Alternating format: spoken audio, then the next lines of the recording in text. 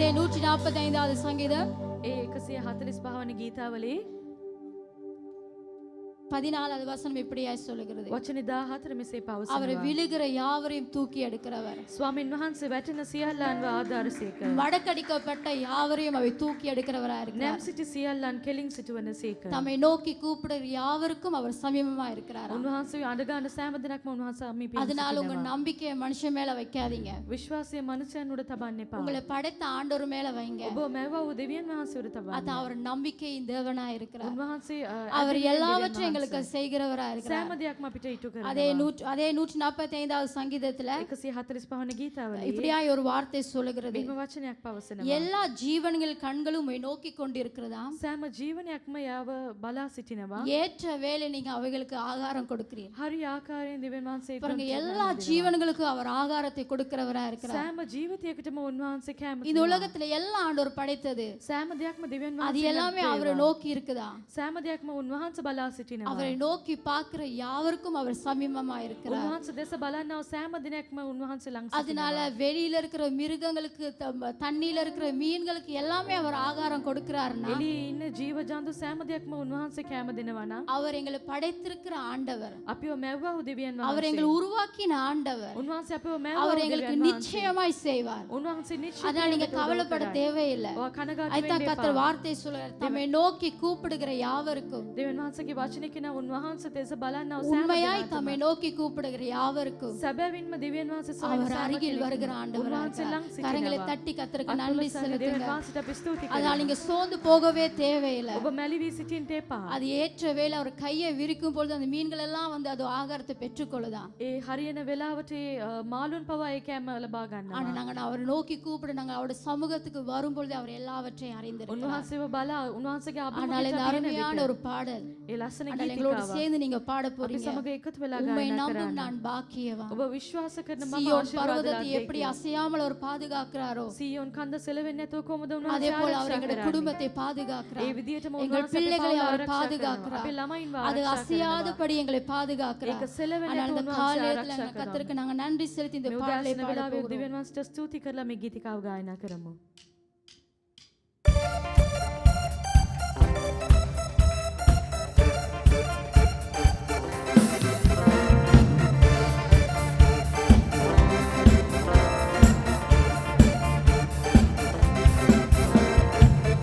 நம்பும் நான் பாக்கியவான், உம்மையே நம்பியிருப்பேன். பாடுவோமா? அன்பை நம்பும் நான் பாக்கியவான், உம் அன்பையே நம்பி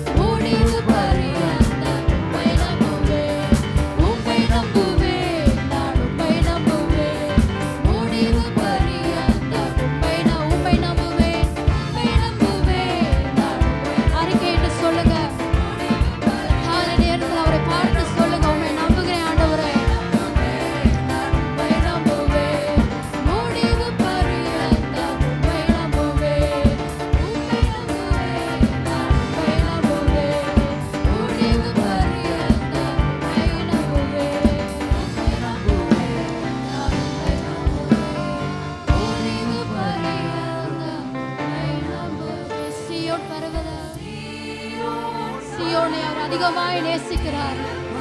சீயோன் குமாரத்தியை கெம்பீரித்து நீ பாடு என்று சொல்லுகிறார். அவர் சீயோனுக்கு தயவு செய்கிற ஆண்டவர்.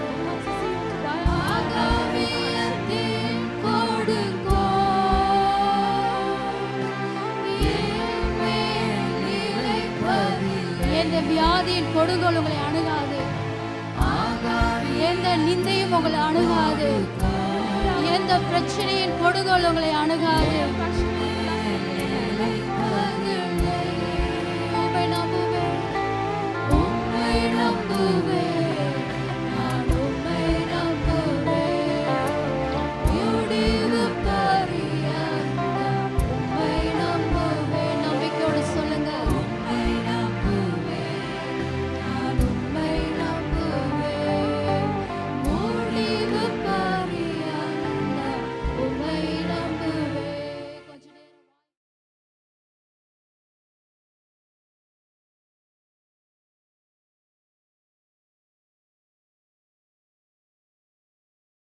எனவே இந்த நாளிலும் ஆண்டவருடைய வேதத்திலிருந்து சில வார்த்தைகளை வாசித்து அதற்கு பிற்பாடு தேவனுடைய வார்த்தைக்கு கடந்து செல்லுவோம். முதலாவது யோபுவின் புத்தகம் 42வது அதிகாரம் 2வது வசனத்தை வாசிப்போம். தேவரீர் சகலத்தையும் செய்ய வல்லவர். தேவரீர் சகலத்தையும் செய்ய வல்லவர். நீர் செய்ய நினைத்தது தடைப்படாது. நீர் செய்ய நினைத்தது தடைப்படாது. தேவரீர் சகலத்தையும் செய்ய வல்லவர். அவர் செய்ய நினைத்தது தடைப்படாது. அடுத்ததாக நீதிமொழிகள் 23:18 வாசியுங்கள். நிச்சயமாகவே முடிவு உண்டு. நிச்சயமாகவே முடிவுண்டு. உன் நம்பிக்கை வீண் போகாது. உன் நம்பிக்கை வீண் போகாது. நிச்சயமாக இந்த நாளிலே குறைவுகளோடு தேவைகளோடு வந்திருக்கிற உங்கள் ஒவ்வொருவரையும் கர்த்தர் நிறைவாய் அனுப்புவார். ஆமென், அல்லேலூயா. எனவே இந்த வார்த்தை நிறைவேறும்படியாக நிச்சயமாகவே முடிவுண்டு, உன் நம்பிக்கை வீண் போகாது என்ற வார்த்தை உங்கள் வாழ்க்கையில் நிறைவேற வேண்டுமானால் நீங்கள் செய்ய வேண்டியது ஒரே ஒரு காரியம். அந்த காரியத்தையும் வாசித்து தேவ செய்தியை கடந்து செல்லுவோம். சங்கீதம் 31:1 வாசியுங்கள். கர்த்தாவே, உம்மை நம்பி இருக்கிறேன். உம்மை நம்பி இருக்கிறேன். நான் ஒரு காலம் வெட்கமடையாதபடி செய்யும். ஒரு காலம் வெட்கமடையாதபடி செய்யும். ஒரு காலம் வெட்கமடையாமடி செய்ய வேண்டுமானால் நம்பிக்கை உங்கள் மனைவி மேல் அல்ல, கணவன் மேல் அல்ல, மாமன் மச்சான் மேல் அல்ல, கர்த்தர் மேல் வைக்க வேண்டும். கர்த்தர் மேலே நம்பிக்கை வைக்கும் பொழுது நிச்சயமாக இந்த நாளிலே உங்களுக்கு ஒரு முடிவை கர்த்தர் தருவார். அடுத்ததாக 6ஆம் வசனம், அதே அதிகாரத்திலே 6ஆம் வசனம். வீண் மாயைகளை பற்றி கொள்ளுகிறவர்களை நான் வெறுத்து. வீண் மாயைகளை பற்றி கொள்கிறவர்களை நான் வெறுத்து கர்த்தரையே நம்பி இருக்கிறேன். கர்த்தரையே நம்பி இருக்கிறேன். வீண் மாயை, உலக மாயையை நம்பி, மனுஷரை நம்பி நம்பி நம்பி மோசம் போன அநேகர் இந்த இடத்தில் இருக்கிறீர்கள். கர்த்தர் அதனால்தான் இந்த வார்த்தையை இந்த நாளில் உங்கள் மத்தியிலே கொடுக்க எனக்கு அனுமதி கொடுத்தார். அடுத்ததாக 31:13-14 வாசியுங்கள். அநேகர் சொல்லும் அவதூறை கேட்டேன். அநேகர் சொல்லும் அவதூறு, அவதூறான வார்த்தைகள். எத்தனை பேரை அவதூறு பண்ணி இருக்கிறார்கள். எத்தனை பேர் உடைந்த உள்ளத்தோடு இருக்கிறீர்கள். எத்தனை பேர் துன்பத்தை சுமந்து கொண்டிருக்கிறீர்கள். எத்தனை பேர் கண்ணீரை சுமந்து கொண்டிருக்கிறீர்கள். அவதூறை கேட்டேன். எனக்கு விரோதமாக அவர்கள் ஏகமாய் ஆலோசனை விரோதமான ஆலோசனைகள், சதி ஆலோசனைகள், எனக்கு விரோதமாய் சதி ஆலோசனை செய்கிறார்கள். திகில் என்னை சூழ்ந்து கொண்டது. திகில், பயம், என்னை சூழ்ந்து கொண்டது. பயம். சாதாரணமாய் சொல்ல போனால் ரோட்டுக்கு போனால் ஆமி பயம், வீட்டுக்கு வந்தால் மாமி பயம். அருமையாக சிரிக்காதீங்க, உண்மையை தான் சொல்கிறேன். அநேகருடைய வாழ்க்கையில் இது இருக்குது. முடியுங்க, வாட்ச முடியுங்க. என் பிராணனை வாங்க தேடுகிறார்கள். என் பிராணனை வாங்க தேடுகிறார்கள். நானோ கர்த்தாவே உம்மை நம்பி இருக்கிறேன், நீரே என் தேவன் என்று சொன்னேன். நம்பி இருக்கிறேன். என் அன்பு தேவ பிள்ளையே, இந்த நாளில் நீங்கள் ஒவ்வொருவரும் இயேசுவை ஏற்றுக்கொண்டாதவர்களாக இருக்கலாம், ஏற்றுக்கொண்டவர்களாக இருக்கலாம், ரட்சிப்பை பெற்றவர்களாக இருக்கலாம், ரட்சிப்பை பெறாதவர்களாக இருக்கலாம். யாராக இருந்தாலும் இயேசுவை நம்பினால் நிச்சயமாய் முடிவுண்டு. உன் துன்பம் முடிவுக்கு வரும், கண்ணீர் முடிவுக்கு வரும், அலைச்சல் முடிவுக்கு வரும். எல்லாவற்றுக்கும் மேலாக நம்பிக்கை துரோகம் செய்தவர்களுக்கு முன்பாக உனக்கு ஒரு முடிவை கர்த்தர் கொண்டு வருவார். எனவே என் அருமையான தேவ பிள்ளையே, இனி பைபிளை மூடி வச்சுட்டு வார்த்தையை கேளுங்க. கர்த்தர் எங்களோடு பேசுவாராக. என் அன்பு தேவ பிள்ளையே, முதலாவது துன்பத்தை முடிவு கொண்டு வருவார். இன்று துன்பம் இல்லாதவர்கள் ஒருவருமே இல்லை. வாழ்க்கையில் எப்பக்கம் திரும்பினாலும் துன்பம். யாக்கோப்புடைய வாழ்க்கையில் அவன் சொல்லுகிறான், என் துன்பத்துக்கு முடிவே இல்லையா? கர்த்தர் முடிவை கொண்டு வந்தார். அருமையான தேவ பிள்ளைகளே, யாக்கோப்பு 12 குமாரரை பெற்றார். ராகேல் 2 பிள்ளைகளை பெற்றுக் கொடுத்தாள். மூத்தவன் யோசேப்பு, 2வது பெஞ்சமின். யோசேப்பு கனவு கண்டான். அந்த கனவு சகோதரருக்கெல்லாம் கோபத்தையும் விசனத்தையும் உண்டாக்கினது.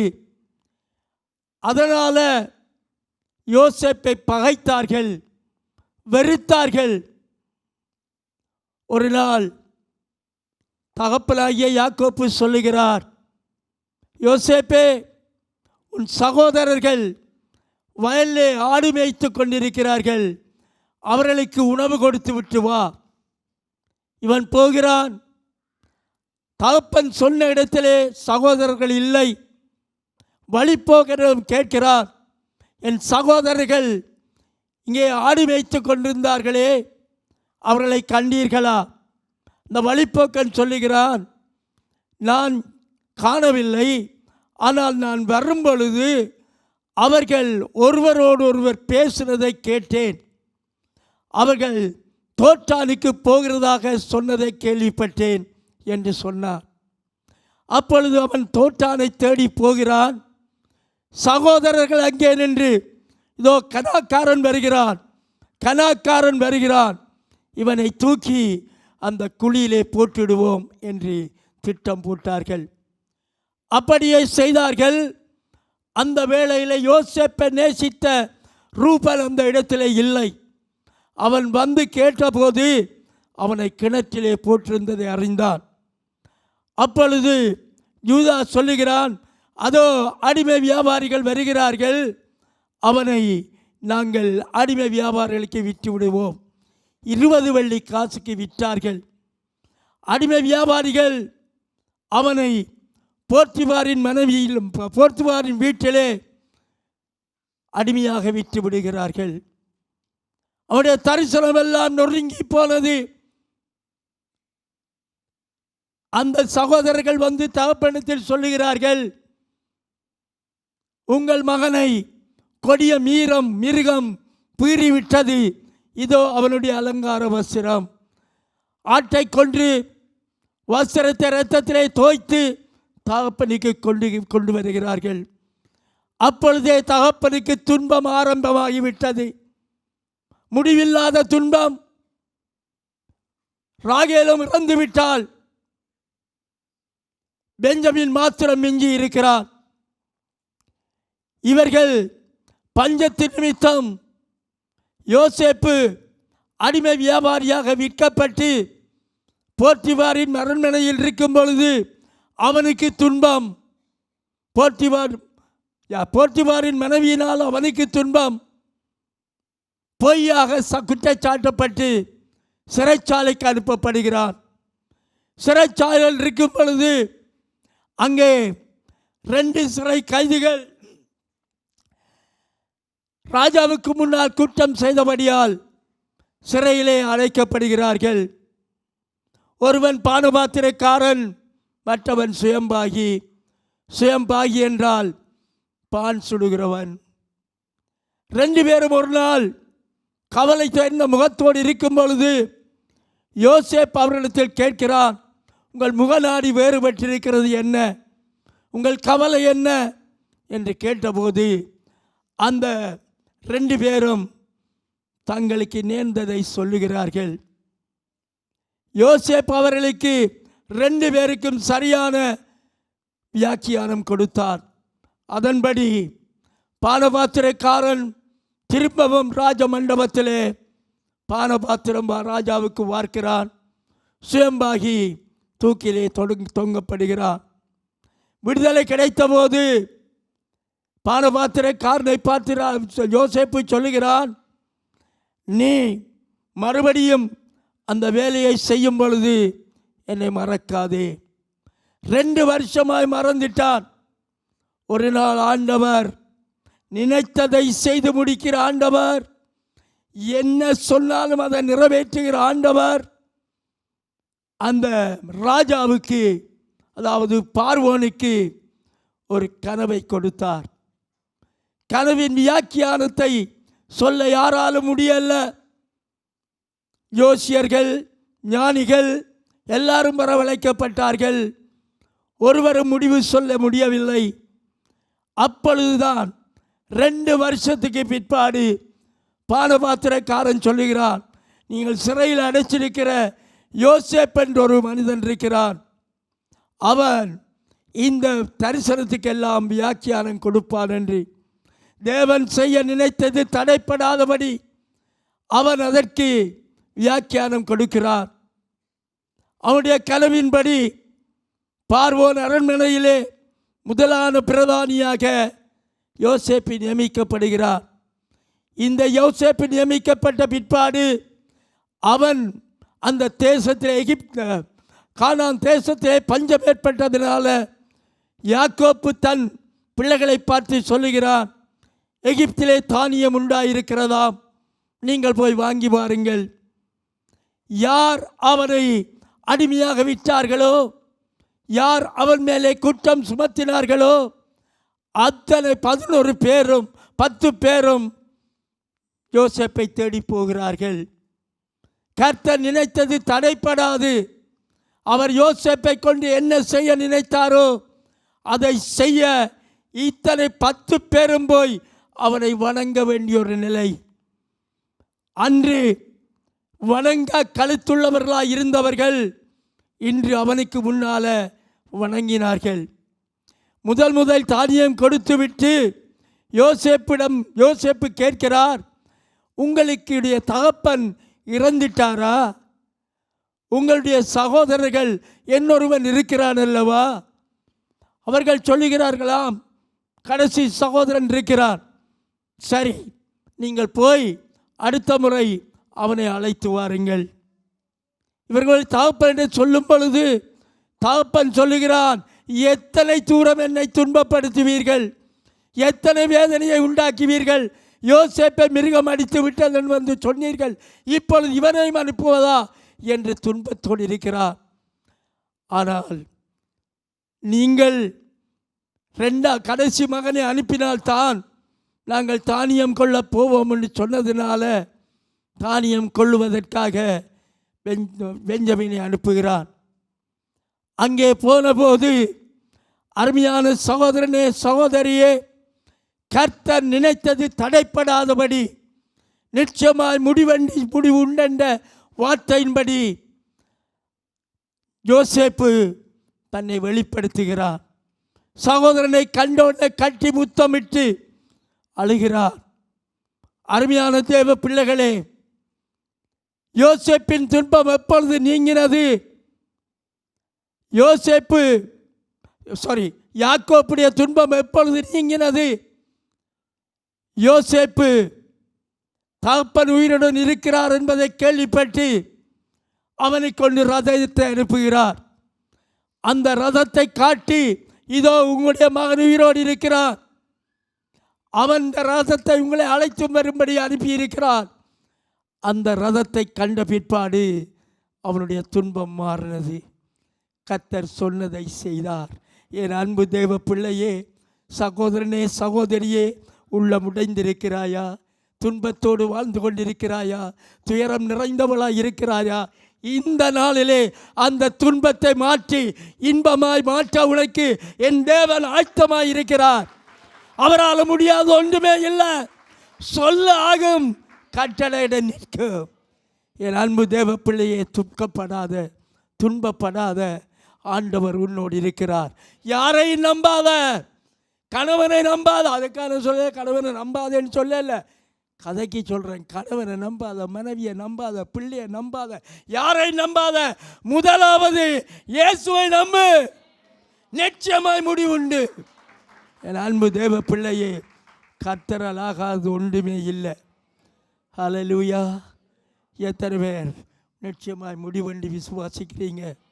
யார் யாரெல்லாம் துன்பப்பட்டு கொண்டிருக்கிறீர்களோ, இந்த நாளில் இந்த ஆலயத்தை விட்டு போவதற்கு முதல் உன் துன்பம் சந்தோஷமாய் மாறும். உன் துக்கத்தை சந்தோஷமாய் மாற்றுகிறவர் எங்கள் மத்தியிலே இருக்கிறார். ஹல்லேலூயா. ஆம், அன்பு தேவ பிள்ளையே, துன்பத்தை மாற்றுகிற தேவன், ஜீவனுள்ள தேவனாய் எங்கள் மத்தியிலே இருக்கிறார். இரண்டாவது பார்க்கிறோம், கண்ணீரை துடைப்பார். கண்ணீர், இரவெல்லாம் கண்ணீர், நிம்மதி இல்லை, சமாதானம் இல்லை, சந்தோஷம் இல்லை. உன் கண்ணீருக்கு முடிவை கர்த்தர் உண்டு பண்ண போகிறார். அருமையான தேவ பிள்ளையே, அன்னாள் கண்ணீர் விட்டாள், யோபு கண்ணீர் விட்டான். அவன் சொல்லுகிறான், என் கண்ணீரால் என் தலைவணியை நனைந்துட்டு. அவ்வளவு கண்ணீர். ஒரே நாளில் 10 பிள்ளைகள் வீடிடிந்து செத்தார்கள். ஆடு மாடு ஒட்டகங்கள் எல்லாம் அழிந்து போனது.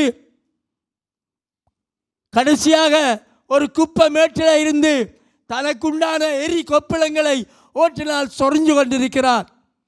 அப்பொழுது அவனோடு சேர்ந்து 10 பிள்ளைகளை பெற்ற மனைவி வந்து சொல்லுகிறாள், இப்பொழுதுமா நீ உத்தமத்தில் உறுதியாயிருக்கிறாய், தூசித்து செத்துப்போ. அவன் சொல்லுகிறான், கர்த்தரிடத்தில் நன்மையை பெற்ற நாங்கள் தீன்மையை பெறக்கூடாதா? அருமையான தேவ பிள்ளையே, அவனுடைய கண்ணீருக்கு முடிவு வந்தது. கண்ணீருக்கு முடிவு வந்தது. எப்படி? அருமையான தேவ பிள்ளைகளே, எலிப்பாஸ் நண்பர்களோடு வந்து அவனை பரிகாசம் பண்ணுகிறான், அவனை நிந்திக்கிறான், எல்லாவற்றையும் சகித்தார். கர்த்தர் தந்தார், கர்த்தர் எடுத்துக்கொண்டார். அவருடைய நாமம் மகிமைப்படட்டும். உங்களால் சொல்ல முடியுமா? 10 பிள்ளைகள் ஒரே நாளில், 3000 ஆடுகள் ஒரே நாளில், 500 ஒட்டகங்கள் ஒரே நாளில் போச்சு, எல்லாம் போச்சு. கண்ணீர். சொல்ல முடியுமா? சிந்தித்து பாருங்கள். நீங்கள் எவ்வளவு விசுவாசியாக இருந்தாலும் இழப்பு வந்தோன்னு கதறி அழுறீங்க. அருமையான தேவ பிள்ளையே, கர்த்தரை நோக்கி பாருங்க. இழந்து போனதை தேடவும் ரட்சிக்கவும் வந்த கர்த்தராகிய இயேசு மத்தியிலே இருக்கிறார். நிச்சயமாய் ஒரு முடிவை தருவார். எனவே நம்பிக்கை வீண் போகாமல் இருக்கட்டும். அருமையான தேவ பிள்ளைகளே, இந்த யோபுவுக்கு இரட்டத்தனியான ஆசீர்வாதத்தை கர்த்தர் கொடுத்தார். அவன் கண்ணீர் துடைக்கப்பட்டது. அவனுக்கு மறுபடியும் கர்த்தர் 10 பிள்ளைகளை கொடுத்தார். 3 பெண் பிள்ளைகள், 7 ஆண் பிள்ளைகள். முதலாவது பெண் பிள்ளைக்கு பேர் எமிமாள், மகா பரிசுத்தம். 2வது பிள்ளைக்கு கெட்சியால், மகா சௌந்தரியம். 3வது பிள்ளைக்கு கேரனாபுக். அருமையான தேவ பிள்ளையே, சுகந்த வாசனை. ஆசீர்வாதமான பிள்ளைகளை கொடுத்து யோபுவை ஆசீர்வதித்த அதே தேவன் உன் கண்ணீரை துடைக்க வந்திருக்கிறார். கலக்கத்தை போக்க வந்திருக்கிறார். கலங்காத, கர்த்தர் உன்னை கைவிட மாட்டார். என் அன்பான தேவ பிள்ளையை, இன்று கண்ணீரோடு வாழ்ந்து கொண்டிருக்கிறீர்களா? துன்பத்தோடு வாழ்ந்து கொண்டிருக்கிறீர்களா? வேதனையோடு வாழ்ந்து கொண்டிருக்கிறீர்களா? இரவு முழுவதும் கண்ணீர் துடைக்க ஆள் இல்லை என்று கதறுகிறீர்களா? மார்த்தாள் மரியாள் கண்ணீர் விட்டு கதறினார்கள். இயேசுவை கண்டோன, நீர் இங்கே இருந்தீரானால் என் சகோதரன் மரித்திருக்க மாட்டார். ஆண்டவர் சொன்னார், அவன் மரித்தாலும் பிழைப்பான், கடைசி நாளில் எழும்புவான் என்று சொன்னார்கள். ஆனால் அன்றைய நாளிலே லாசருவே வெளியில வா, ஒரு சத்தம். இன்றும் கண்ணீரோடு இருக்கிற உன்னை பார்த்து கர்த்தர் கூப்பிடுகிறார், வா வெளியால. உன் கண்ணீருக்கு முடிவுண்டு, உன் துன்பத்துக்கு முடிவுண்டு, வேதனைக்கு முடிவுண்டு, கலக்கத்துக்கு முடிவுண்டு. கர்த்தர் அதை செய்ய உன் மத்தியில் நிற்கிறார். ஆம் அன்பு தேவ பிள்ளையே, இன்று அநேகருடைய வாழ்க்கையில் கண்ணீர் ஒரு நாளில் மாறும். இயேசு மட்டும் வந்தால் உடனடியாக மாறும். மார்த்தாள் மரியாள் சந்தோஷமாய் போனார்கள். லாசரு கட்டுக்களோடு வந்தார். கட்டுக்களை அவிழ்த்து விடுங்கள். கட்டுக்களை அவிழ்த்தார்கள். அவன் இயேசுவோடு போனான். என் அன்பு தேவ பிள்ளையே, உன் கண்ணீரை துடைத்தால் நீ இயேசுவோடு போக ஆயத்தமா? இயேசுவை பின்பற்ற ஆயத்தமா?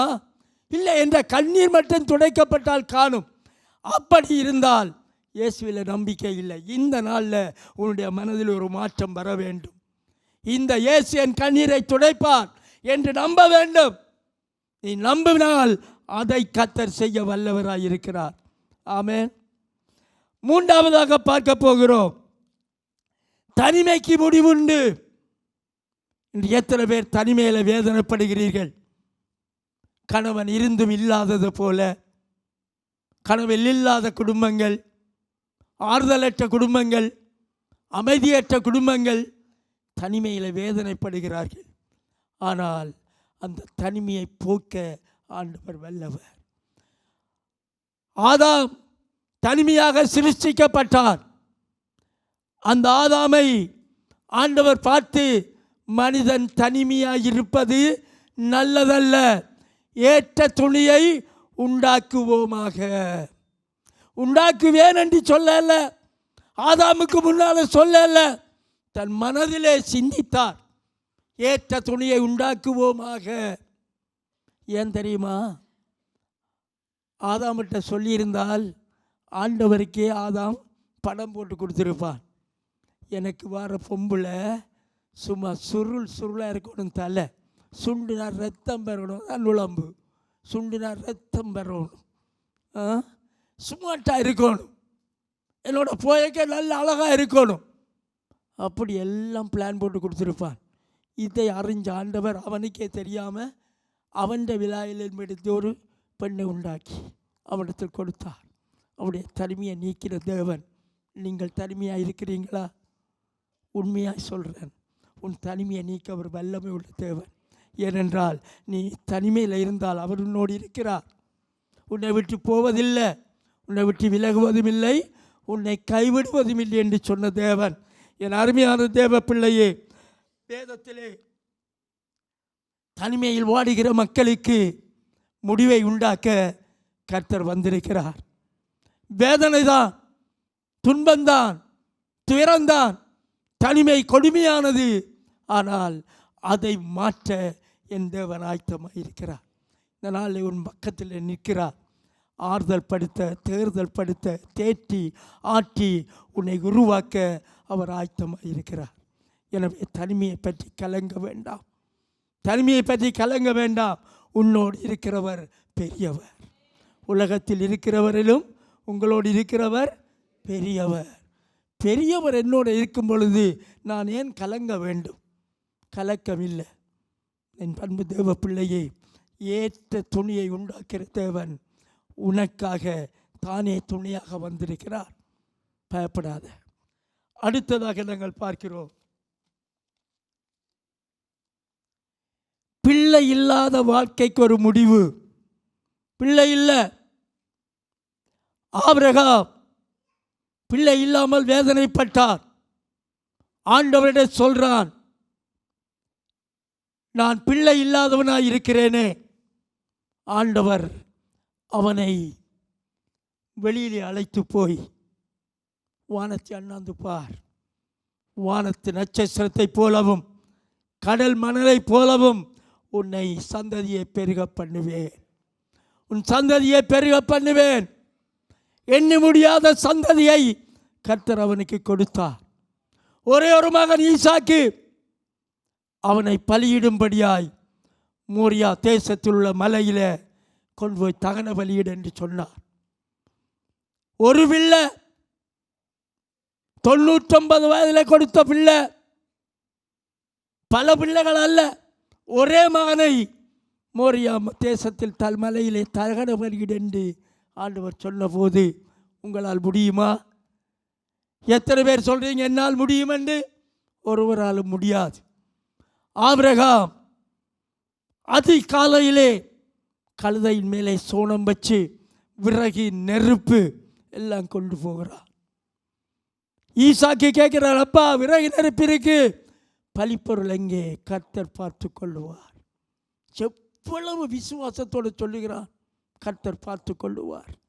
அன்பு தேவ பிள்ளையே, மோரியா மலையடிக்கும் தேசத்தில் அந்த மலைக்கு கீழே நின்று தன்னோடு வந்த வேலைக்காரருக்கு சொல்றான், நானும் பிள்ளையாண்டானும் மலை உச்சி மட்டும் போய் திரும்பி வருவோம். திரும்பி வருவேன் என்று சொல்லல, திரும்பி வருவோம். விசுவாசம். கர்த்தர் தந்ததை கர்த்தர் எடுக்க மாட்டார். அங்கே போய் பலிபீடத்தை கட்டி ஈசாக்கை கையங்காலும் கட்டி விறகை அடுக்கி வளர்த்தியாச்சு. கத்தி எடுத்து ஓங்குகிறான். தேவதூதன் கரத்தை பிடித்து சொல்கிறான், பிள்ளையாண்டாமல் கைவிடாதே, நீ கர்த்தருக்கு பயந்தவன் என்பதை நான் அறிவேன். திரும்பி பார்க்கிறான், ஒரு ஆடு மலை உச்சியில கொடியில கொம்பு சுக்கி நிற்குது. அதை எடுத்து பலி கொடுத்தான். ஒரு வார்த்தை சொன்னாலே கர்த்தர் பார்த்து கொள்ளுவார், கர்த்தர் பார்த்து கொள்ளுவார். என் அன்பு தேவ பிள்ளையே, கலங்காத, கலங்காத, கர்த்தர் உன்னை கைவிட மாட்டார். என் அன்பு தேவ பிள்ளையே, குழந்தை இல்லை என்று வேதனைப்படாதீங்க, குழந்தை இல்லை என்று வேதனைப்படாதீங்க. இயலாமைக்கு ஒரு முடிவு உண்டு. அன்னாள் குழந்தை இல்லை என்று கதறி ஆலயத்தில் போய் முறையிட்டாள். ஏலி சொல்லுகிறான், நீ எவ்வளவுத்துக்கு குடித்திருப்பாய், எவ்வளவுத்துக்கு வரித்திருப்பாய்? அவள் சொல்ல, நான் மன கிளேசம் உள்ள மகள், நான் குடிக்கல, என்னுடைய துன்பத்தை ஆண்டவர்கிட்ட சொன்னேன். என் அன்பு தேவ பிள்ளையே, அதற்கு பிற்பாடு அவள் அழல, அவள் பிள்ளை இல்லை என்று கேட்கல. ஆண்டவர் எத்தனை பிள்ளையை கொடுத்தார்? ஒன்றை கேட்டால் 5 கொடுத்தார். அவர் செய்வது அதுதான். நீ கேட்கிறதுக்கு மேலாக உனக்கு தேவை இருக்கிறதுக்கு அதிகமாக கொடுக்கிற என் தேவன் எங்கள் மத்தியிலே இருக்கிறார். குழந்தை இல்லையா? கர்த்தரை கேளுங்க. இங்கே 2-3 இல்லை, கன குடும்பம் இருக்குது, கண்ணீரோடு இருக்குது. மற்றவருடைய பரிகாசம், நிந்தி, அவமானம் எல்லாத்தையும் சுமந்து கொண்டு இருக்கிறீங்க. இன்றைக்கு கர்த்தர் சொல்லுகிறார், அன்பு தேவ பிள்ளை, என்னுடைய ஊழியத்தில், என்னுடைய சபையில் 75 பேருக்கு மேலே குழந்தை இல்லாதிருந்தவர்கள் குழந்தையை பெற்றிருக்கிறார்கள். 20 வருஷம், 10 வருஷம், 5 வருஷம் பிள்ளை இல்லாதிருந்தவர்கள் பிள்ளையை பெற்றிருக்கிறார்கள். ஒரு சகோதரன் 2 மாதத்துக்கு முதல் எத்தனையோ பேர் கல்யாணம் பேசினாங்க. 45 வயதாக போச்சு, கல்யாணம் வேணாம், நான் ஊழியம் செய்ய போகிறோம் இருந்தார். ஒரு நாள் வேறொரு சபையில் பெண் பார்த்து அவருக்கு கல்யாணம் நடந்திருந்தது. கல்யாணம் நடந்திருக்கும் பொழுது கல்யாணத்துக்கு எனக்கு சொல்லலை. அடுத்த நாள் வீட்டுக்கு வர்றார், கொஞ்சம் மனைவியையும் கூட்டிக் கொண்டு, பாசனக்கா ஜெபம் பண்ணுங்க. என்னத்துக்குடாப்பா ஜெபம் பண்ணணும்? எனக்கு ஒரு குஞ்சுக்கா, கல்யாணம் முடிச்சு அடுத்த நாள் குஞ்சு வேணும் அவருக்கு. அருமையான தெய்வ பிள்ளையே, என் அன்பு தெய்வ பிள்ளைகளே, கர்த்தரால் ஆகாத காரியம் ஒன்றுமே இல்லை. உன் கண்ணீருக்கு முடிவுண்டு, உன் வேதனைக்கு முடிவுண்டு, உன் தனிமைக்கு முடிவுண்டு, உன் குழந்தை இல்லை என்ற வேதனைக்கு முடிவுண்டு. கர்த்தரால் முடியாத காரியம் ஒன்றுமே இல்லை. என் அன்பு சகோதர சகோதரிகளே, இந்த நாள் உங்களை கர்த்தர் சந்திக்க வந்திருக்கிற நாள். இந்த நாள் உங்களுக்கு ஒரு விடுதலையை தர வந்திருக்கிற நாள், உங்களை ஆசீர்வதிக்க வந்திருக்கிற நாள். இந்த நாளை நீங்கள் பிரயோஜனப்படுத்துங்கள். கர்த்தரால் முடியாத காரியம் ஒன்றுமே இல்லை. அருமையானவர்களே,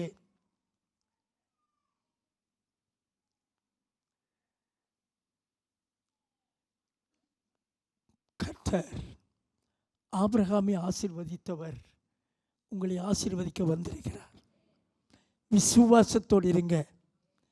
இந்த மாதம் கர்த்தர் உன் கற்பத்தை திறப்பார். குழந்தையை உருவாக்க அவரால் முடியும். இல்லை என்று ஏங்காதீங்க, இருக்கென்று சொல்லுங்க. கர்த்தரை நம்புங்க, கர்த்தர் சொன்னதை செய்வார். விசுவாசிக்கிறவர்கள் அல்லேலூயா சொல்லுங்க பார்ப்போம். பாருங்க, எத்தனை பேருக்கு வேதனை உண்டோ, எத்தனை பேருக்கு கண்ணீர் கலக்கம் உண்டோ, எத்தனை பேருக்கு இப்படியான குறைவுகள் உண்டோ, அவர்கள் கர்த்தரை மகிமைப்படுத்துவார்கள். மற்றவர்கள் ஏனோ தானோ, இது எனக்கு இல்லை, இது எனக்கு இல்லை. உன் பிள்ளைகளுக்கு கூட இப்படியான ஒரு நிலை இருக்கலாம், உன் உறவுகளுக்கு கூட இப்படியான ஒரு நிலை இருக்கலாம்.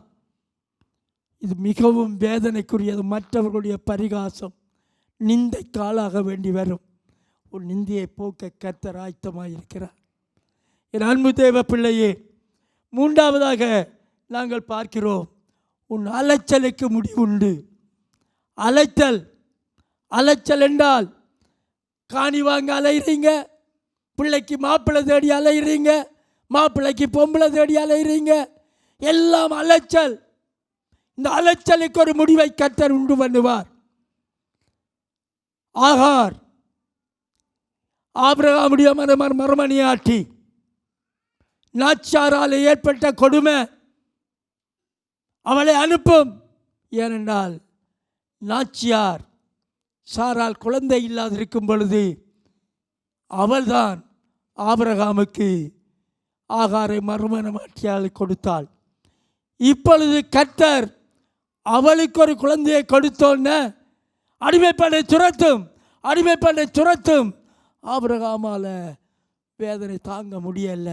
அவளும் மனைவிதானே, அவளும் ஒரு பிள்ளையை பெற்றிருக்கிறாள் தானே என்று சொல்ல முடியாது. முடிவில் ஆபிரகாம் என்ன செய்தான்? ஒரு துருத்தியில தண்ணியும் சில அப்பங்களையும் கொண்டு இந்த ஆகாரையும் குமாரனாகிய இஸ்மவேலையும் அழைத்து கொண்டு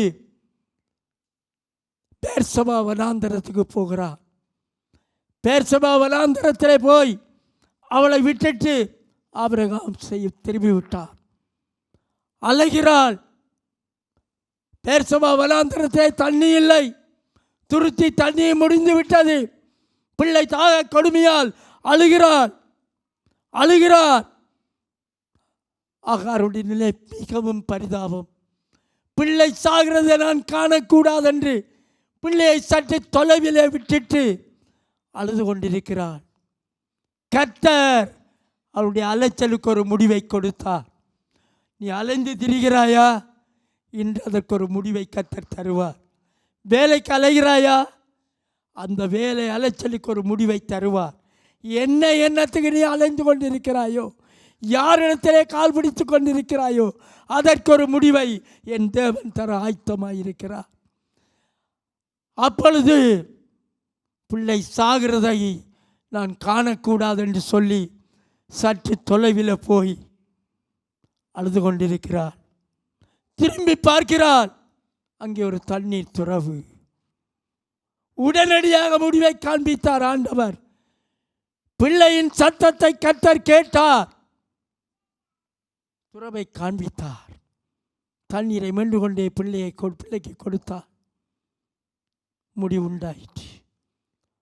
உன் அலைச்சலுக்கு முடிவுண்டு. இன்று உன் மத்தியில் இருக்கிற கர்த்தர் உன் அலைச்சலை நன்மையாக மாற்றப் போகிறார்.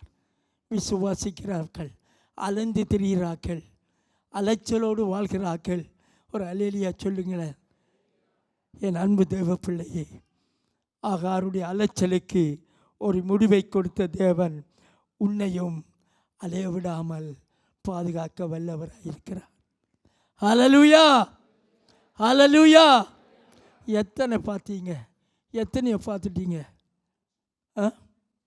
5 பார்த்துட்டீங்க.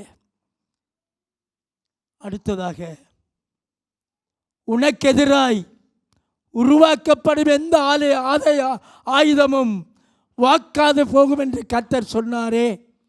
உனக்கு எதிராய் சதி திட்டம் செய்கிறார்களா? உன்னை அழிக்க, உன் வாழ்க்கையில் வீழ்த்த, உன் வருமானத்தை தடுக்க, துன்ப துயரத்தை தர உன் எதிரிகள் கங்கணம் கட்டி கொண்டிருக்கிறார்களா? அன்பான தேவ பிள்ளையே,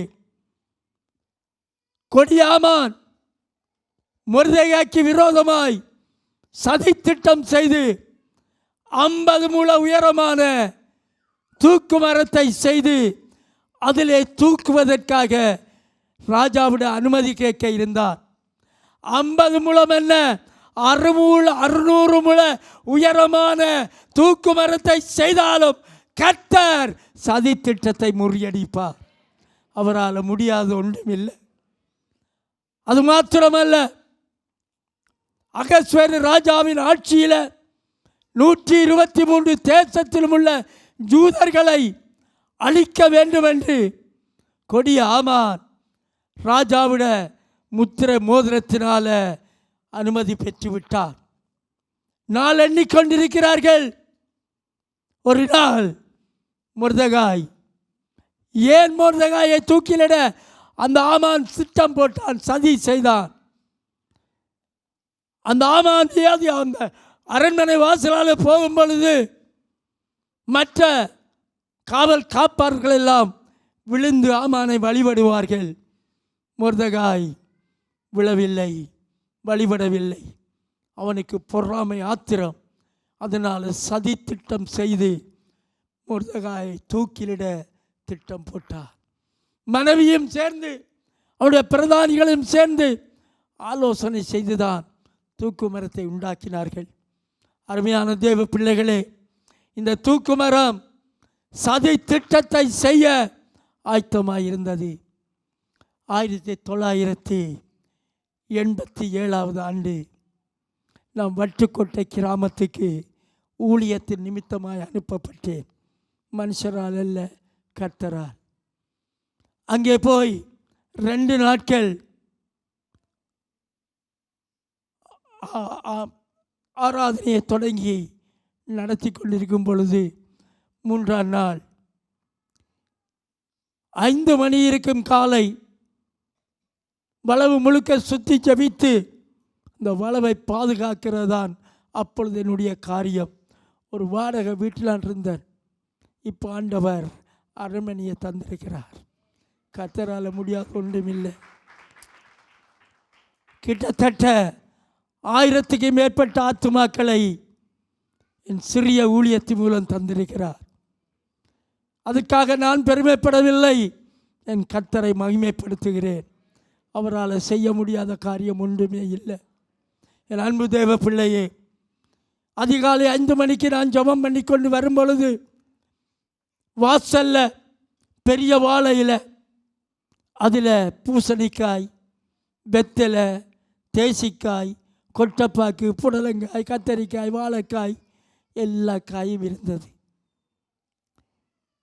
திரும்பி பார்த்தேன், சில தலைகள் பக்கத்து ஊற்றி வேலிக்கு மேலால் தெரிந்தது. எதுவுமே செய்யலை.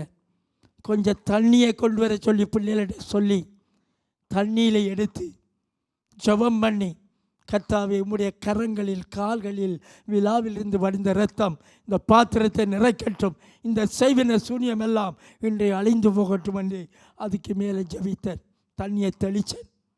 இங்கே இருந்து ஒன்று பண்டி, பெரிய கருப்பு தாட்டன் பண்டி, வாழையிலையும் விடையில, தேங்காயையும் விடையில, தேங்காய் சொட்டையும் விடையில, எல்லாம் ஒற்றுமைக்கு அடிச்சுட்டு போயிடுச்சு. அருமையான தேவ பிள்ளையே, அதுக்கு முதலும் பண்டி இல்லை, அதுக்கு பிறகும் பண்டி இல்லை. கர்த்தர் அறியாத ஒரு பண்டிகை கொண்டு வந்து தேவ பிள்ளைகளை பாதுகாத்தவர் உங்களை பாதுகாக்க மாட்டாரா? நிச்சயமாய் உங்களுக்கு விடுதலை தருவார். யார் சதி திட்டம் செய்தாலும், யாரால் உங்களை முறியடிக்க வேண்டும் என்று விரும்பினாலும், உங்கள் தொழிலை கெடுக்க வேண்டும் என்று விரும்பினாலும், உங்கள் குடும்பத்தை கெடுக்க வேண்டும் விரும்பினாலும், கர்த்தர் அனுமதி இல்லாமல் உங்கள் மேலே ஒருவனும் கை போட முடியாது. கர்த்தர் அதை நிறைவேற்ற வல்லவராய் இருக்கிறார். நம்பு மனுஷனை அல்ல, கர்த்தரை.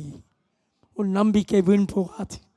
இந்த நாளில் வந்திருக்கிற நீ இயேசுவை நம்பி இதுவரையில் நீ ரட்சிக்கப்படாவிட்டால் இந்த இயேசு மெய்யான தேவன் என்று சொல்லி அறிக்கை இடுவாயனால் உன் துன்பத்தில், துயரத்தில், வேதனையில், கண்ணீரில், கலக்கத்தில் இருந்து இன்று நல்ல முடிவை தர ஆயத்தமாக இருக்கிறார்.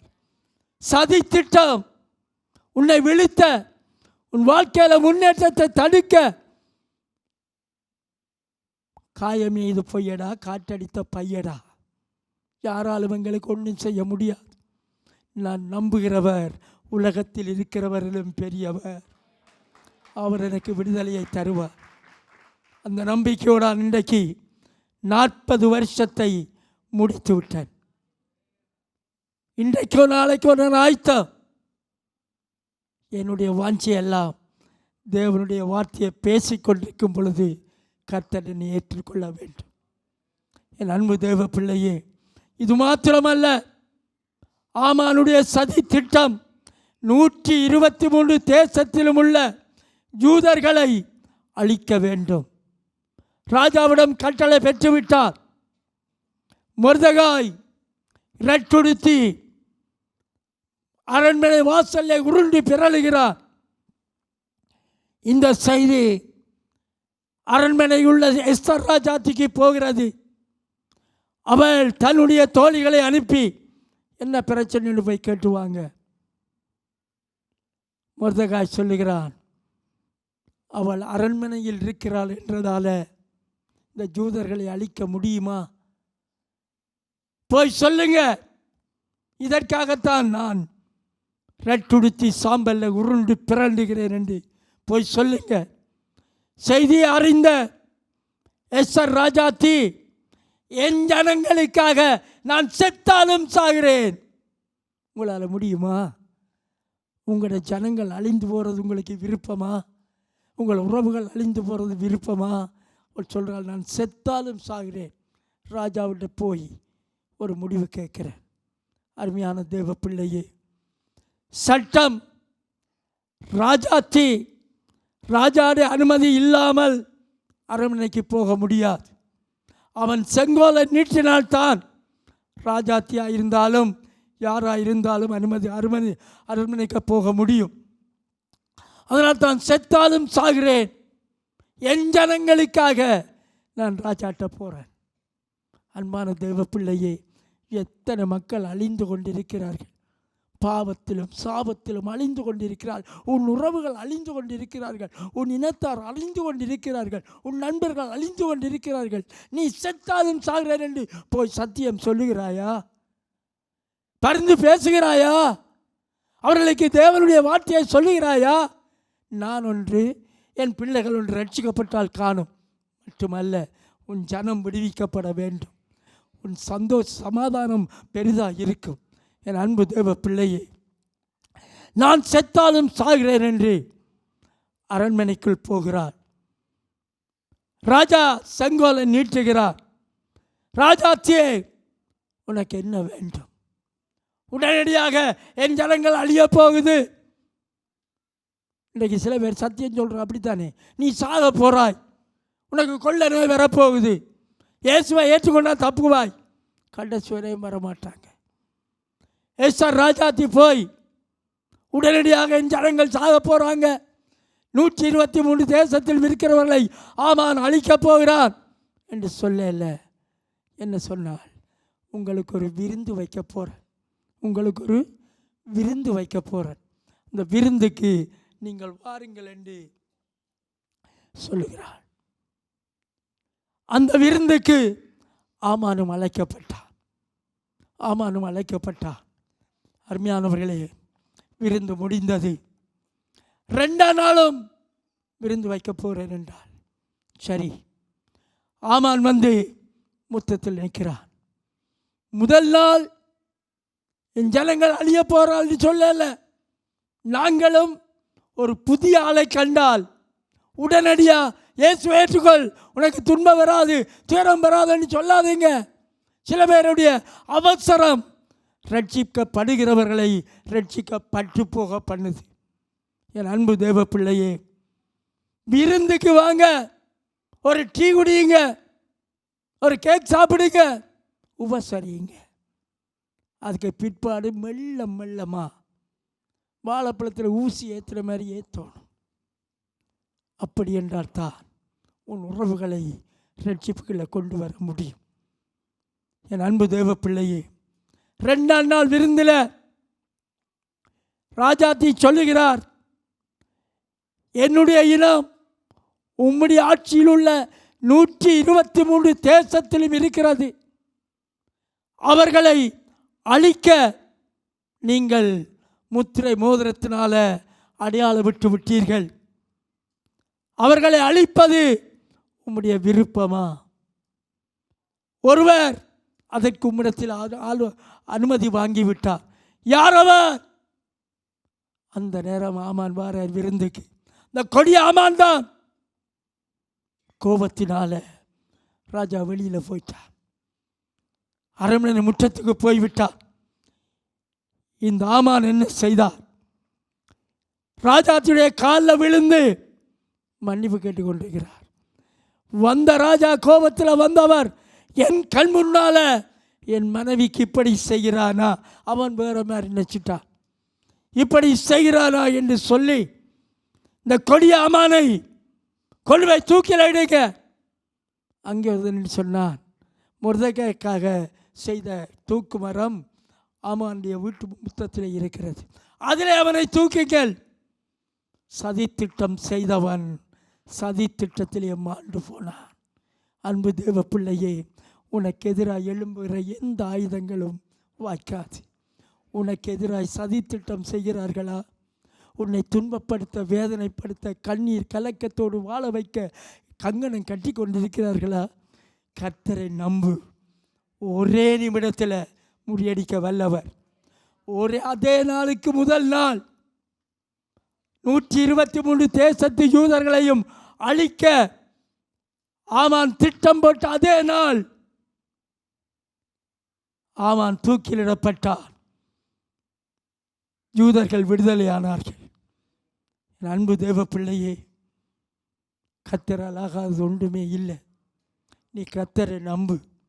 இன்று உனக்கு எதிராக எழும்பின எல்லா ஆயுதங்களையும் கர்த்தர் முறியடிக்கப் போகிறார். உன் அருகில் நிற்கிற ஆண்டவர் வல்லமை உள்ளவர். சாதாரண ஆண்டவரை நாங்கள் வழிபட அல்ல, நாங்கள் வழிபடுற ஆண்டவர் கல்லோ மண்ணோ அல்ல, ஜீவன் உள்ள தேவன், ஜீவிக்கிற தேவனாய் எங்கள் மத்தியிலே இருக்கிறார். அவரை நம்பு, இன்றே நீ விடுதலை பெறுவாய். அழாத. இப்படி செய்துட்டாங்களே, செய்வினை செய்துட்டாங்களே, மந்திரவாதியிட்டு ஓடாத, மந்திரவாதியிட்டு ஓடாத, கத்தரட்டி ஓடு, விடுதலையை நீ பெற்றுக்கொள்ளுவாய். என் அன்பு தேவ பிள்ளையே, எந்த சதி திட்டமாக இருந்தாலும் கர்த்தரால் முடியாத ஒன்றுமே இல்லை. அவர் சொல்ல ஆகும். எழுதி வச்சுக்கொள்ள, அவர் சொல்ல ஆகும், கட்டளை நிற்கும். உடைய மனதில் அந்த எண்ணத்தோடு இருக்கிறாயா? எனக்கு யாரும் செய்வினை செய்துட்டாங்களோ, ஏதோ மந்திரவாதம் வச்சுட்டாங்களோ, முந்தி நல்லா போன பிஸ்னஸ் இப்படி பட்டு போச்சே, நல்லா ஓடின கார் ஓடாமல் நிற்கிதே, நல்ல வருமானம் பெற்ற நான் வருமானம் இல்லாமல் இருக்கிறேனே. உடனடியாக பிசாசு உங்கள் உள்ளத்தில் அதைத்தான் சொல்லுவார். பிசாசை நம்பாதீங்க, கர்த்தரை நம்புங்க. அவரால் முடியாத ஒன்றுமே இல்லை. திருப்ப சொல்கிறேன், நம்புங்க. இன்றைக்கு இதுவரையில் இயேசுவுக்கு உங்களை ஒப்பு கொடுக்காமல், இயேசுவை நம்பாமல் யார் யாரெல்லாம் இந்த இடத்துல வந்திருக்கிறீர்களோ, உங்களை பார்த்து கர்த்தர் கேட்கிறார், என்னை நம்பு. உனக்கு எதிராக உருவாக்கப்படும் எல்லா ஆயுதங்களையும் நான் வாய்க்காதே பண்ணுவேன். கடைசியாக அருமையான தேவ பிள்ளையே, கலக்கத்துக்கு ஒரு முடிவுண்டு, கலக்கத்துக்கு ஒரு முடிவுண்டு. எசேக்கியா ராஜா படுக்கையில் படுத்து விட்டார். அவனுக்கு பிளவு வியாதி, அதாவது கேன்சர் வியாதி.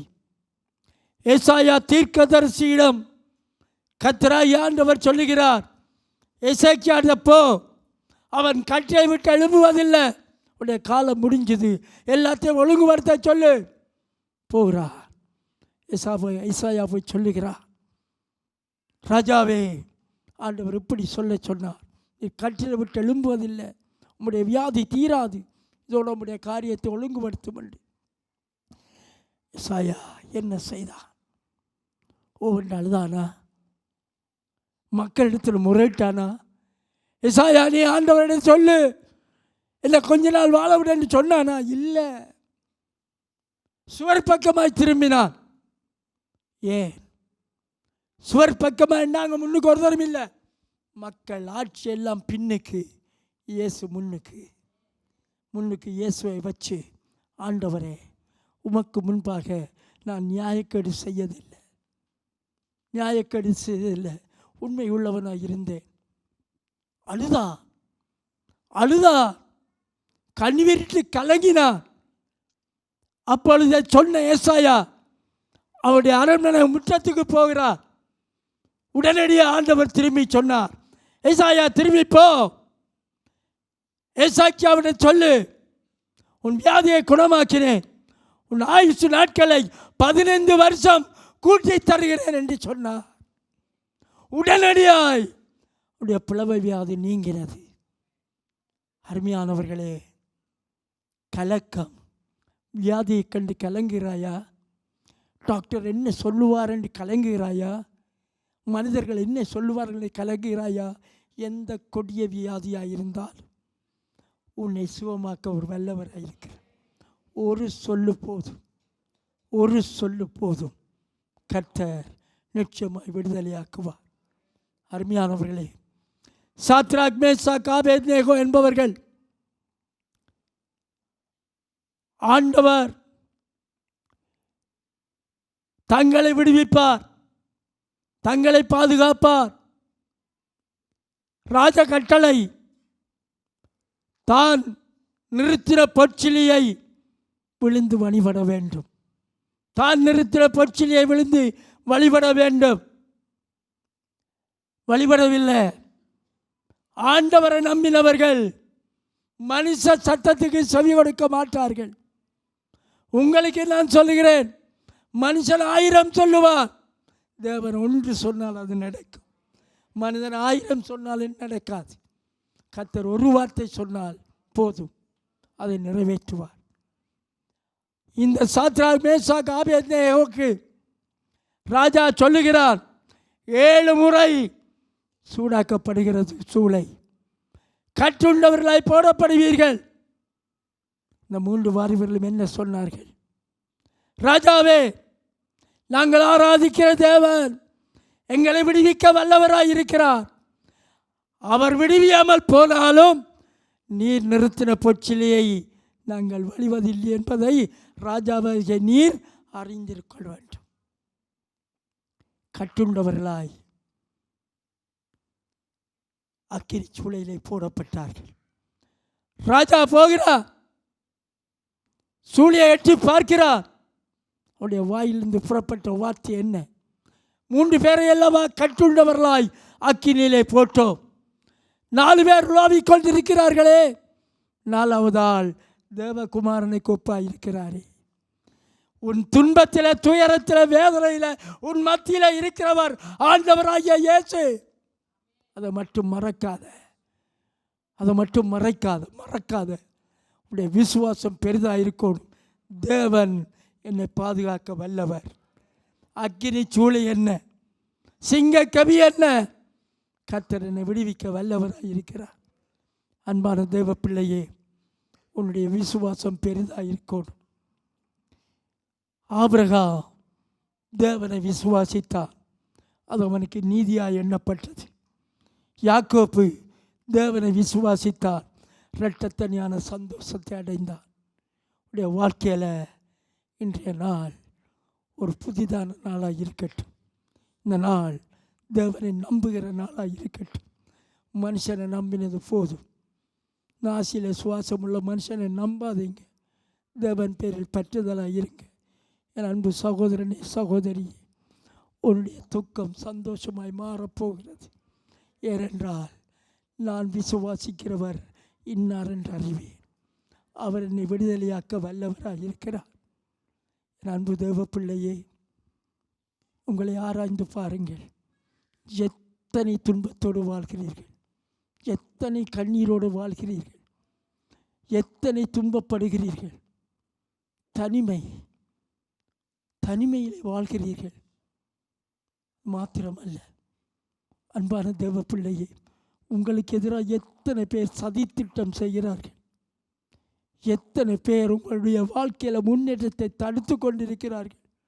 உன் வேலைக்கு குழி தோண்டி கொண்டிருக்கிறார்கள். அருமையானவர்களே, கலங்காது. எசேக்கியா கலங்கினான்.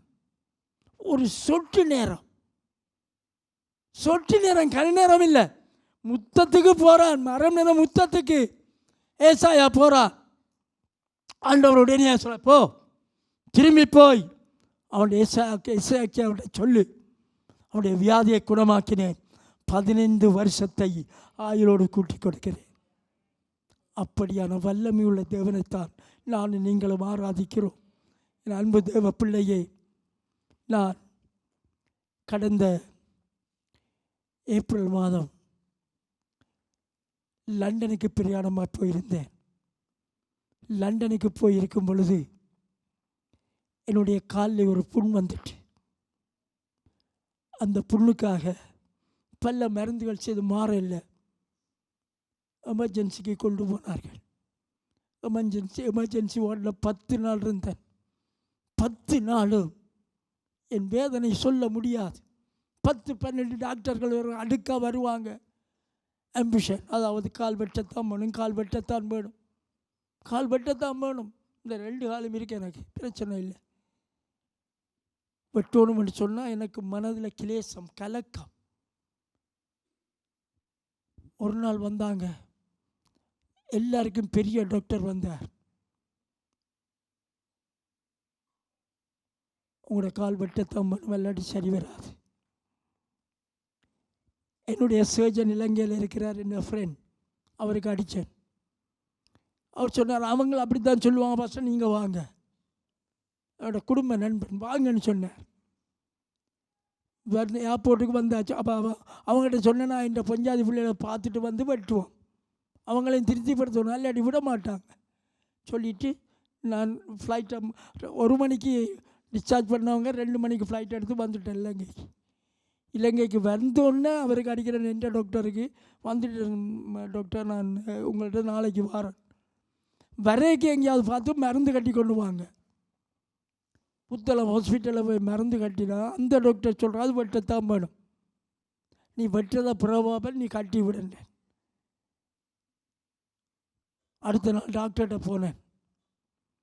டாக்டர் வாட்டர் ரவுண்ட் முடிஞ்சு போயிட்டார். திங்கக்கிழமை போனான், செவ்வாய்க்கிழமை டாக்டர் வந்தார், புண்ணை பார்த்து மருந்து கட்டினார். உண்மையாக நடந்த சம்பவத்தை சொல்கிறேன். மருந்து கட்டிட்டு நான் படுத்துட்டேன். நல்ல நித்திரை, மனவேதனை, கலக்கம் ஒரு பக்கம், நல்ல நித்திரை. யாரும் வந்து காலில் இறுக்கி அடித்தாங்க. யாரான்னு பார்த்தா ஒரு தெரியும் இல்லை. எந்த எண்ணம் சில வேலை நர்ஸ்மார் வந்து டேப்லெட் கொடுக்குறதுக்காக தட்டி எழுப்புறவங்க, கட்டிலிகளை பார்க்குறவங்க ஒரு தெரியும் இல்லை. யாரும் அடிச்சேன்னு யோசிச்சு போட்டு பெண்ணும் படுத்துட்டேன். ஒரு கொஞ்ச நேரத்தில் காலை தூக்கி ஒரு நாள் எரிஞ்ச மாதிரி இருந்தது. உண்மை, எரிஞ்ச மாதிரி இருக்க பார்த்தோம், ஒரு தெரியும் இல்லை. எனக்கு தெரிஞ்சது என் அப்பா வந்து என்னை தொட்டுட்டு போயிட்டார். அவரால் முடியாத ஒன்றும் இல்லை, கலக்கத்தை போக்குறவர். அப்போ அடுத்த நாள் டாக்டர் அந்த மருந்து கட்டின மேல் நர்ஸ் 2 பேர் என் பிள்ளைகள் 2 வந்து நிற்கணும். டாக்டர் வந்து பார்க்க, ஒன்றுக்கும் பயப்படாது. டாக்டர் சொன்ன, ஒன்றுக்கும் பயப்படாதுங்க, அது மாறும். நான் சொன்னேன், டாக்டர் இந்த கால் வரைக்கும் விட்டு பார்ப்போமா, ஏன்னா இந்த ஆண்டவற்றை தொடுகி அவங்களும் அறியணும். அந்த டாக்டர் இப்போ என்னோட வலு பரீட்சையம் அவர்கிட்ட பார்த்தா டாக்டர் உரைச்சி போய் நிற்கிறார்.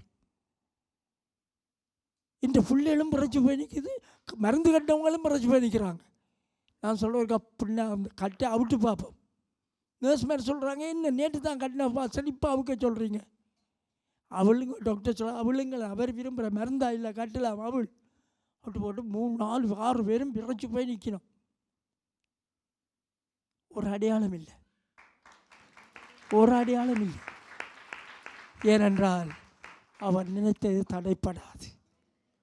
அவர் தன்னுடைய ஊழியக்காரருடைய சுகத்தை விரும்புகிறவர். இன்றும் 80 வயதிலும் உங்கள் மத்தியில் நிற்கிறேன் என்றால் தேவனுடைய பலம். என்னை பலப்படுத்துகிற கிறிஸ்துவினாலே எல்லாவற்றையும் செய்ய எனக்கு பலன் உண்டு. லண்டனில் அமெரிக்காவுக்கும் போகிற ஆயத்தம். ஆனால் இந்த பொஞ்சாதி பிள்ளைகள் தான் விடுறாங்க. இல்லை, அவங்களுக்கு ஏதாவது செய்யணும். இப்போ இந்த ஜெபம் அவங்களோட வாயை கட்டும். ஆண்டவர் கட்டுவாரா கட்ட மாட்டார். அவர் நினைச்சது நடப்படாது. எனவே அன்பு தேவ பிள்ளையே, முதலாவது உங்கள் மத்தியில் ஒரு அழைப்பு. யாராவது இந்த இயேசுவை நம்பாமல், இந்த இயேசுவை ஏற்றுக்கொள்ளாமல் பார்வையாளர்களாக வந்திருந்தால், நீங்கள் பங்காளராக மாறினால் உங்களுக்கு விடுதலை உண்டு. யாராவது விரும்பினால், கட்டாயப்படுத்த இல்லை, யாராவது விரும்பினால் இந்த இயேசு எனக்கு வேணும், என்னுடைய துன்பத்தை நீக்க, தனிமையை போக்க, குழந்தை இல்லாத நீக்க, என் வியாதியை நீக்க இந்த இயேசு எனக்கு வேணும். நான் கலங்கி கொண்டிருக்கிறேன், தனிமையில் வேதனைப்படுகிறேன், உபத்திரவம் எல்லாம் என்னை சூழ்ந்து கொள்கிறது, எனக்கு எதிராக எத்தனையோ சதி திட்டம், எல்லாத்தையும் இந்த இயேசு முறியடிப்பார் என்று விசுவாசித்தால் உடைய வலது கரத்தை உயர்த்துங்க. உங்களுக்காக முதல் ஜெபிக்க விரும்புகிறேன். இயேசுவை ஏற்றுக்கொள்ளாதவர்கள், இயேசுவை இதுவரையிலே ஏற்றுக்கொள்ளாதவர்கள் யாராக இருந்தாலும் தயவு செய்து உங்கள்கிட்ட கேட்குறேன். இன்று உனக்கு விடுதலை, உனக்கு இன்று சமாதானம், இன்று உனக்கு விடுதலையை தர இயேசு வந்திருக்கிறார். யாராவது விரும்பினால், கட்டாயப்படுத்தலை, யாராவது விரும்பினால் உடைய கரத்தை உயர்த்தி காண்பீங்க. உங்களுக்காக ஜெபிக்க நான் ஆயத்தமாக இருக்கிறேன்.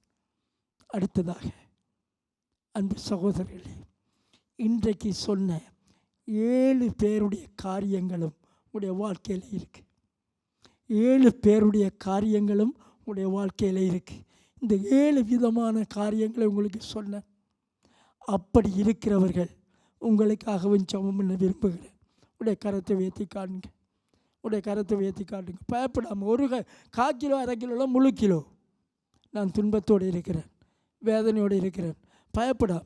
பயப்படாமல் கை வீசுங்க, நன்றாக உயர்த்துங்க. என் அன்பு தேவ பிள்ளையே, உங்களுக்கு கர்த்தர் என்று விடுதலையை தர ஆயத்தமாக இருக்கிறார். கண்ணீரை துடைக்க ஆயத்தமாக இருக்கிறார். யார் இந்த விடுதலையை தருவார்? ஆண்டவராகிய இயேசு. எழுந்து நின்று அவரை கூப்பிடுவோமா?